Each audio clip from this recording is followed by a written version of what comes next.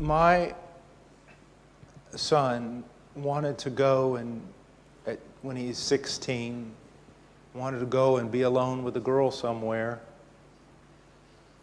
I would prohibit it. And if someone said to me and asked me, "What's the matter? Don't you trust your son?" I would say, "Well, no, I don't trust my son." "Well, why don't you trust your son?" "Because I don't trust his dad." Now, listen to me. There's a reason why my son is with me. If my son wasn't with me, one of the staff members from Heartcry, I never go anywhere alone. I always have a testimony, a witness. I'm never anywhere alone. I don't trust circumstances. I don't trust the devil. I don't trust me. Put walls up everywhere.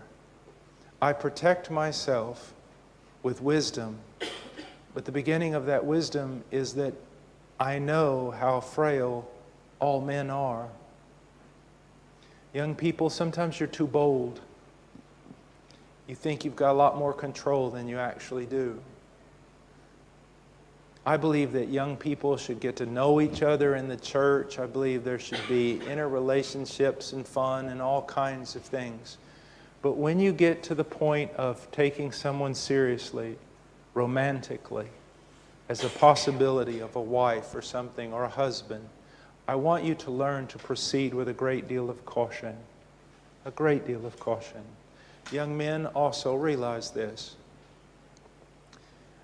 It doesn't matter if you tell a girl 14 times a day, "We're just friends." She's not going to believe you if you're calling her all the time.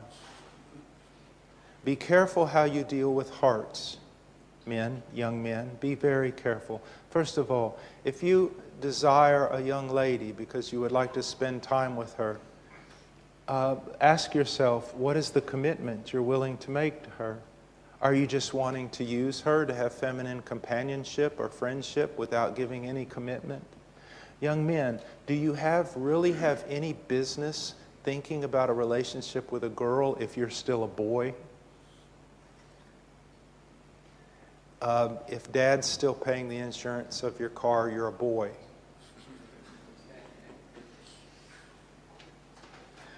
Boys don't play with girls. Men have relationships with girls, not boys. You see, guys, listen to me. This is very important. You should desire companionship. But companionship of a female requires that you be a man first. Okay? That means you're going to have to leave aside childish things. You young boys, even in your early teens, you need to be thinking about becoming men. Have you ever watched the movie Master and Commander? About the British fighting the French privateers. And when the two boats lock up, the two ships lock up in battle on the ancient seas there between England and France, the man who leads the Marines into the other boat and makes the charge is about 16 years old. The boy that's handling the helm on the boat is about 13, and he's already had his arm blown off in battle. What's the point? The point is, they were men. You live in a culture that wants to keep you as boys until you're 35. You run around with other boys. When you make money, you think about buying shoes and video games instead of saving money to put down payment on a house for a woman. You young men need to revamp the way you think. You need to think about growing into men as quickly as possible. As quickly as possible. And if you say that's not what I want, then you need to forget the idea of having companionship with a woman. I most certainly wouldn't let you get near my daughter. I'd beat the living daylights out of you. The whole point is it's a trust, it's a stewardship, it's sacred, and it's also very dangerous. This is God's daughter. And so young men, let me encourage you, don't just run with boys or you'll always be a boy. Run with your dad. If your dad won't run with you, then find some older men who will take you under your wing. Go to school if you feel like you're called to go to school. Work hard. Have some calluses on your hands. Suffer. Make your way in life. I don't care if you're 14. Start putting back money. If you work for your parents or whatever you do, start putting back money. Think about life. A friend of mine walked up to some of the girls in a church we were in, and they were godly girls, and said, well, young ladies, a lot of young guys here in our church. Have you thought about marriage? And they go, well, there's nothing but boys in our church. And he said, what do you mean? And the girls said this to him, my friend Don. They said, these guys, when they get a little money, they go buy an Xbox. We want to marry someone who can put a down payment on a house, who pays his own insurance for a car. Do you know what happens in a fallen society? Isaiah 3, guys. And you know what it says in Isaiah 3? That the young boys will rail against the older men, and women will rule over them. We're seeing in the United States, the master's level education, the PhD level, is now being taken over by women. Women basically raise their husbands. That shouldn't be. Man up. Play the man. Be the man. Work. Serve Christ. Be serious. Be sober. Run with men so that you become men. Young ladies, the same goes for you. You want to marry someone who you think, I don't care how beautiful she is. Doesn't matter how beautiful she is. I mean, she's going to get old. Except for my wife, if she's listening. My whole point is this, young ladies.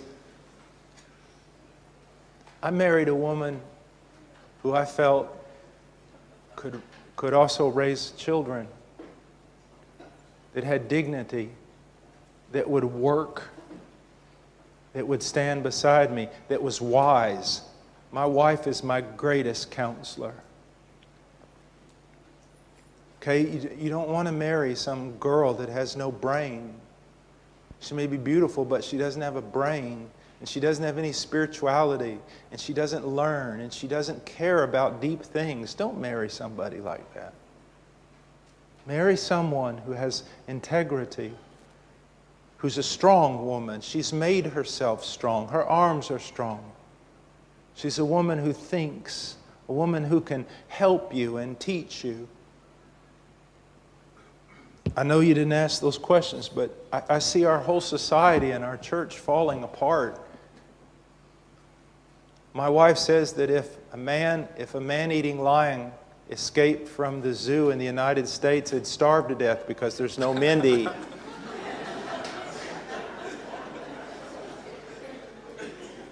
That was my wife says that. Sometimes I come home from preaching and she goes, how's it gone? I said, man, they were hating me. They wrote all kinds of horrible things about me. Sometimes I want to quit.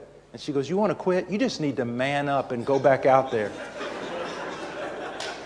I told her, I said, you want me to cancel this meeting, because you're going to have a baby. I mean, you're up in the mountain on this cabin and all this stuff. And we had bears break into our house 3 times last year. And I said, you want me to stay at home and cancel this? She goes, what's happened to you? You're talking like a wimp. Go preach the gospel. She goes, you got me into this problem. I'll get me out.